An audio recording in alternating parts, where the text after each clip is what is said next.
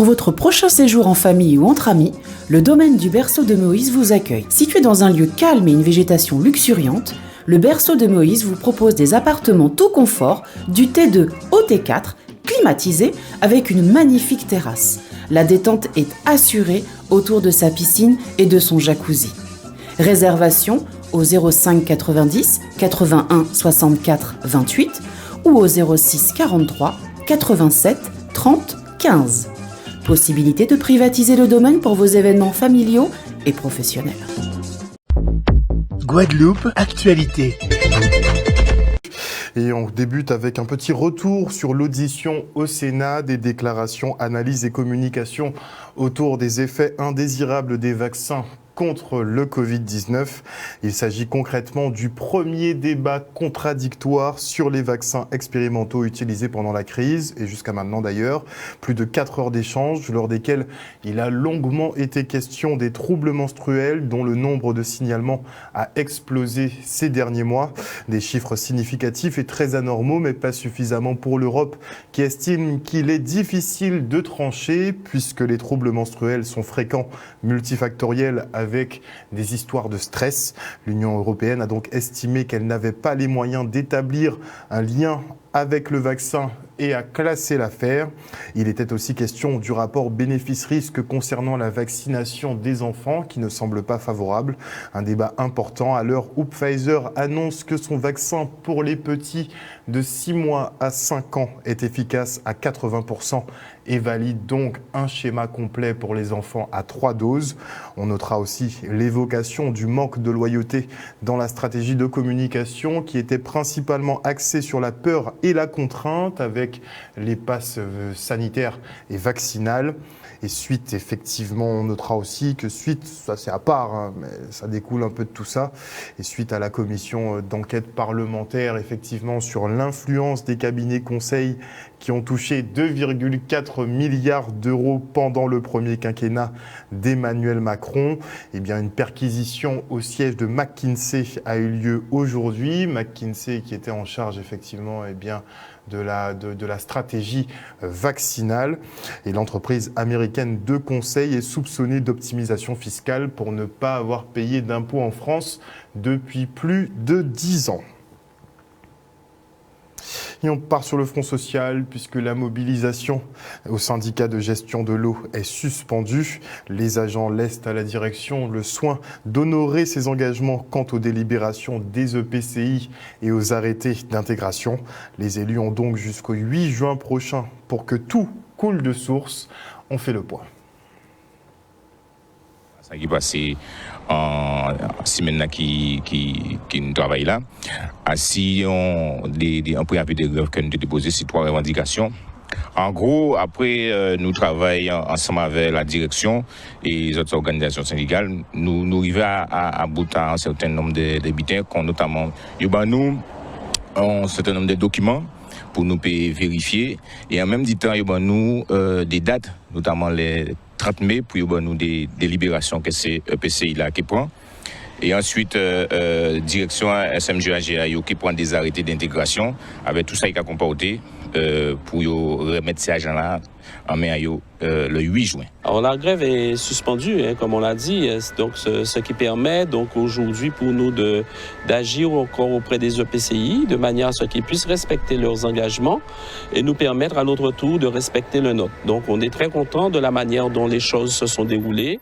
Donc à partir de là, donc nous décidons qu'en attendant ces dates-là, ça, nous reprendre le travail, enfin, nous devons suspendre mouvement-là pour nous vérifier les documents. Donc, mais par contre, en cas dit bien qu'à partir du moment que ces documents-là, il y a un petit virgule, un petit machin qui est mal placé, ça veut que nous payons point. Et là, en cas, j'ai même dit ces salariés-là qu'il y a un intérêt fait et économie, parce que ça peut passer comme ça. Parce que nous travaillons dans les bons termes.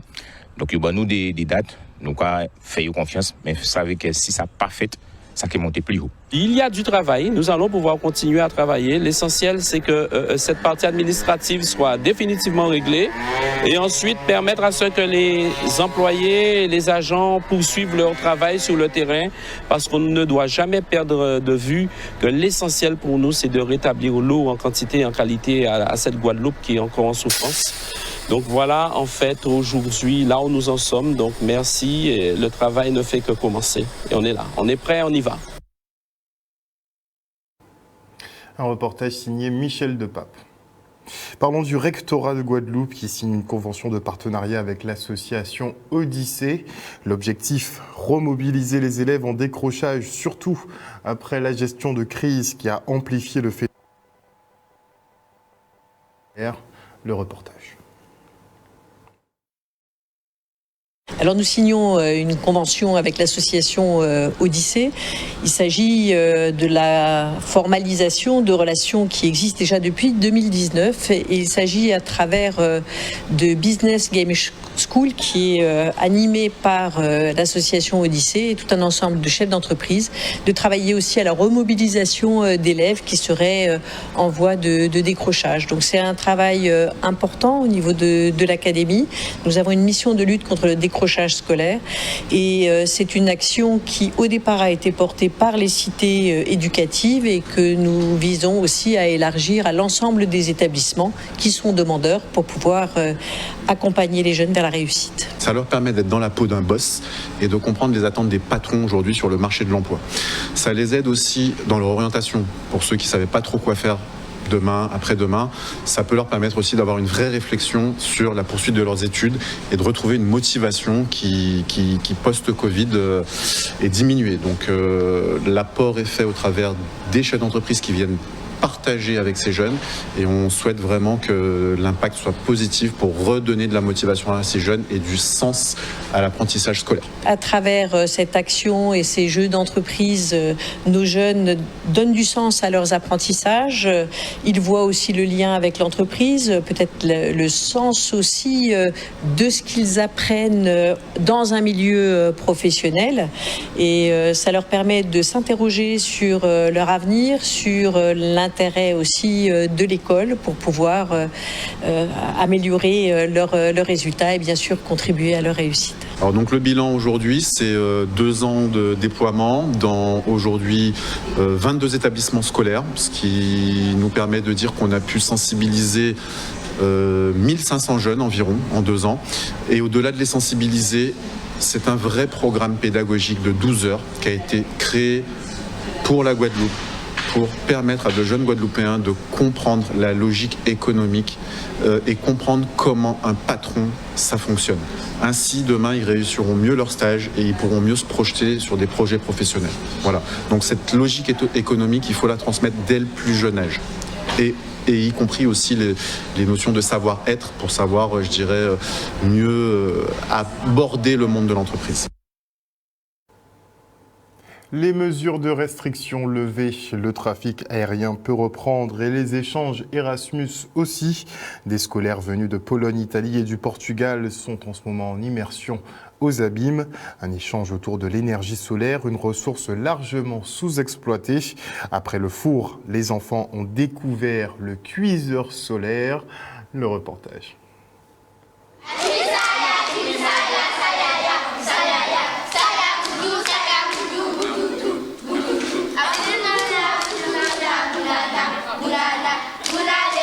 Ça fait 2 ans qu'on attendait.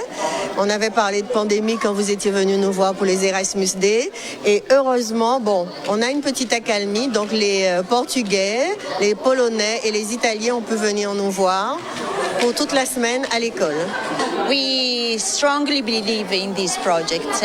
We have done many projects since 2013 actually. Our school has always been involved in this project and our students have always been enthusiastic in taking part in them because they have the possibility to travel and to meet other people from different countries, and very good friendships are born in this way.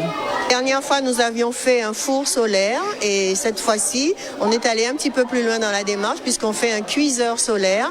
Et comme vous voyez, les fétus sont en train de cuire. Dans un, il y a du poisson et dans l'autre, des bananes que nous pourrons déguster tout à l'heure. Donc on va un petit peu plus loin dans la démarche pour pouvoir montrer aux enfants que grâce au soleil que nous avons en permanence ici, si un jour l'électricité nous fait défaut, on pourra survivre. Depuis qu'on est bien avant qu'on soit à la retraite, mais quand on regardait comment fonctionnait le monde, on s'est dit qu'il faut qu'on le mette en pratique. Il faut qu'on mette nos idées et puis ne pas laisser les autres penser pour nous. Donc, quand ils ont commencé à changer les paraboles de Monsieur Tout-le-Monde, on les récupérait et puis on a commencé. Aussi de développer un peu plus les langues étrangères dans les écoles, dès l'école primaire. Je pense que cette volonté existe et elle doit être manifeste pour permettre aux enfants de coopérer et d'échanger, qu'il s'agisse d'enfants de l'Europe, qu'il s'agisse d'enfants de notre région proche de la Caraïbe. Possibility to get in touch with other culture, to improve their English and to make friendship with the people from other countries.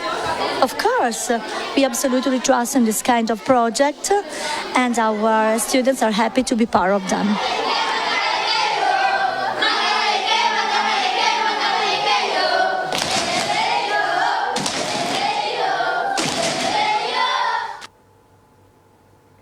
Malheureusement, effectivement, pour les langues étrangères, on est sous influence française, n'est-ce pas? Et on a beaucoup de mal à s'adapter. Je crois qu'en Europe et dans le monde, on a l'un des moins bons niveaux en anglais, qui est de base. Et on part maintenant pour la journée nationale de l'accès au droit au tribunal de Basse-Terre. L'occasion de mettre en lumière les points justice et permanence juridique, mais aussi de débattre sur l'existence d'une véritable égalité dans les faits entre les hommes et les femmes. On en parle beaucoup, mais concrètement, tout le monde sait. Regardez. Nous avons voulu organiser cette fois ici, parce que l'année dernière, si vous voulez, lors de la 4e édition, par rapport au contexte sanitaire, nous n'avions pas pu vraiment aller à la rencontre des citoyens, des justiciables. Donc cette année, on a vraiment mis les bouchées doubles pour venir à la rencontre, redonner le sens premier à la Journée nationale d'accès au droit, qui est la proximité, la rencontre. D'ailleurs, ce n'est pas la seule conférence débat, il y en a une multitude d'autres sur le territoire, mais également à Saint-Martin, dans le cadre de cette Journée nationale d'accès au droit. Aujourd'hui à Basse-Terre, ce matin, nous avons une conférence débat sur l'égalité homme-femme, quelles sont les conséquences en matière quotidienne, en matière droit du travail, en matière des violences quotidiennes, l'accès aux professions, l'accès aux droits des femmes par rapport... Est-ce qu'il y a vraiment une égalité juridique ? Une égalité dans les faits des femmes, voilà. Donc il y a un conférencier de Paris, il y a monsieur Nuissier qui est psychologue expert auprès de la Cour de cassation. Vous avez un avocat, vous avez la défenseure des droits sur la Guadeloupe, madame Cardonnet, qui sera également présente. C'est l'occasion de présenter les points justice. Les points justice, ce sont des lieux d'accès au droit qui offrent aux justiciables un accueil, une écoute et une réorientation vers des professionnels du droit. Au sein de ces points justice, il y a ce qu'on appelle également des permanences juridiques. D'ailleurs, aujourd'hui, dans tous les points justice de l'île, il y a des permanences juridiques avec de nombreux professionnels du droit. Au sein de ces permanences, ils reçoivent une écoute, si vous voulez, une première écoute d'un professionnel du droit sur les thèmes que vous venez d'aborder, succession, droit des étrangers, droit du travail. Donc c'est une façon d'initier un peu la démarche. Ensuite, ils continueront avec les professionnels adaptés. Et le marché de la téléphonie mobile bouge vite ces temps-ci et les opérateurs se livrent à une guerre sans merci. Après l'arrivée fracassante de Free avec son offre à 120 gigaoctets pour moins de 10 €, c'est au tour de SFR de sortir son package spécial data. Vous aurez droit à 150 gigas de données pour un peu plus de 10 € cette fois-ci. Et pour encaisser effectivement l'augmentation du trafic qui sera induit par ces offres, eh bien SFR a réalisé plus de 400 millions d'euros d'investissement. On écoute Stéphane Ayotte, le directeur général. Alors, ce qui motive la venue des SFR Caraïbes, c'est très clairement qu'aujourd'hui le marché bouge. Néanmoins, vous imaginez qu'une opération de lancement comme celle-là, elle ne se fait pas en 4 jours. Hein, c'est une opération qu'on prépare depuis longtemps. Et surtout, on la prépare en préparant notre réseau, hein, puisque on a depuis 2015 investi plus de 400 millions d'euros SFR Caraïbes. On a amené notre réseau 4G à un niveau extrêmement élevé, avec la 4G Max notamment, hein, qui permet des débits très élevés, mais également qui permet d'encaisser une quantité de trafic très importante. Et ça, c'est très important. Donc on a fait ce travail pendant ces années pour monter le niveau du réseau de façon à pouvoir lancer notamment ces offres-là, qui sont des offres qui sont très abondantes. Hein. Vous avez vu 150 gigas d'Internet, c'est pas neutre hein, sur le réseau, ça génère beaucoup de trafic. Et donc, l'idée pour nous, c'était de lancer cette offre 100% digitale, avec beaucoup de gigas, mais sans faire de compromis sur la qualité. C'est-à-dire que, je vous ai dit, on a investi beaucoup, on va continuer à investir. Dans les 18 prochains mois, on va investir à nouveau 100 millions d'euros. L'objectif étant d'offrir le meilleur prix pour la meilleure qualité. D'accord ? Donc il s'agit pour nous de dire que quand vous venez chez RED, vous venez sur le réseau d'SFR Caraïbes entièrement. C'est le même réseau, c'est le réseau d'SFR Caraïbes avec sa qualité et avec un prix extrêmement intéressant. Et je tiens à rajouter que on a un opérateur qui est arrivé récemment, hein, en l'occurrence Free pour ne pas le nommer. Hein, Monsieur Niel est venu ici et puis il nous a expliqué que on était des voyous, etc. Eh bien, écoutez, Monsieur Niel a annoncé qu'il faisait 35 millions d'euros d'investissement ici. En vérité, ces 35 millions d'euros, ils lui ont permis d'utiliser les antennes de Digicel. Aujourd'hui, sur ce réseau, il y a 3 opérateurs, Digicel, Wheezy et Free, sur un réseau qu'on connaît. Hein, donc, voilà, donc il faut dire la vérité aux gens. Et ce qu'il dit, sans le dire aujourd'hui en vérité, c'est vous voulez du prix, je vous donne du prix. Mais bon, la qualité, c'est pas pour vous. Hein. Voilà. Donc nous, c'est pas ça notre offre. Notre offre, c'est du prix, le meilleur prix pour la meilleure qualité. Et on a l'opérateur historique Orange qui reste silencieux pour le moment. Parlons maintenant de l'industrie textile qui est de loin l'une des plus polluantes du monde. Ce business produit 1,2 milliard de tonnes de gaz à effet de serre, soit 2% des émissions globales. Nous consommons des vêtements selon nos humeurs, les saisons et surtout la mode, quitte à ne les porter qu'une seule fois. Chaque année, 100 milliards de vêtements sont vendus dans le monde et l'on en consomme 60% de plus qu'il y a 15 ans. 80% d'entre eux finissent à la poubelle, sont enfouis ou incinérés au lieu d'être recyclés. Un gâchis auquel l'association Casabroc dit non de manière originale. Elle organise un défilé de mode pour des idées cadeaux en vue de la fête des mères. Regardez.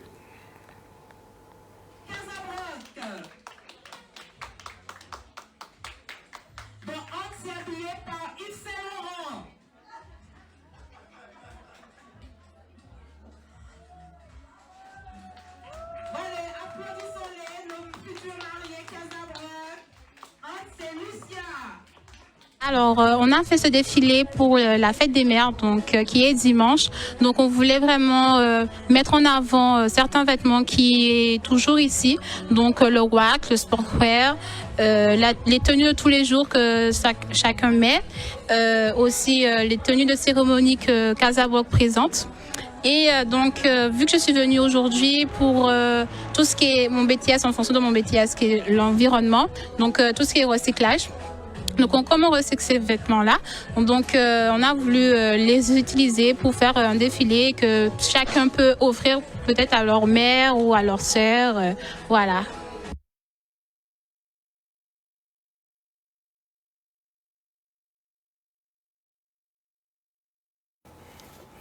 Et maintenant, je reçois Teddy Pellissier. Bonsoir, monsieur Pellissier. Bonsoir. Alors, comment vous portez-vous déjà? Ça va. Ça va. Je sors d'un voyage en vente à bête là, comme on dit, et ça va. Comment ça s'est passé? Très bien, très bien. J'ai eu l'occasion de rencontrer Chicanos. On a passé un très, très bon moment. C'était la nuit du cas. Et de 14h à 3h du matin. Hein. Et c'était un moment formidable.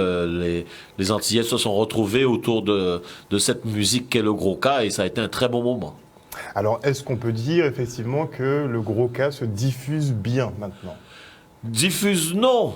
Mais je crois que le gros cas sait se débrouiller pour survivre. Donc, le gros cas, ça débrouilla. Voilà. Les acteurs du gros cas font ce qu'il faut, malgré que les grands médias, etc., ne suivent pas, mais les acteurs du gros cas font ce qu'il faut. Et pas que seulement pour le gros cas. Souvenez-vous de Kassav, qui n'était pas suivi par les grands médias, remplissait les plus grandes salles.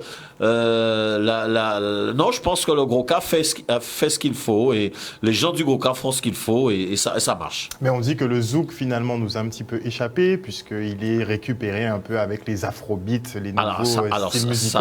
Est-ce que la même chose ne risque pas de nous arriver pour le gros cas? Non. De toute façon, on joue du gros cas en Chine, ce sera du gros cas. On le joue au Japon, ce sera du gros cas. Quel que soit l'endroit, ce sera du gros cas. Ils ne pourront pas changer le nom. Et cette musique est trop forte, et on ne pourra pas changer ce nom-là. Très bien. Alors, bon, la crise commence à être un petit peu derrière nous. Les festivités, justement, peuvent reprendre.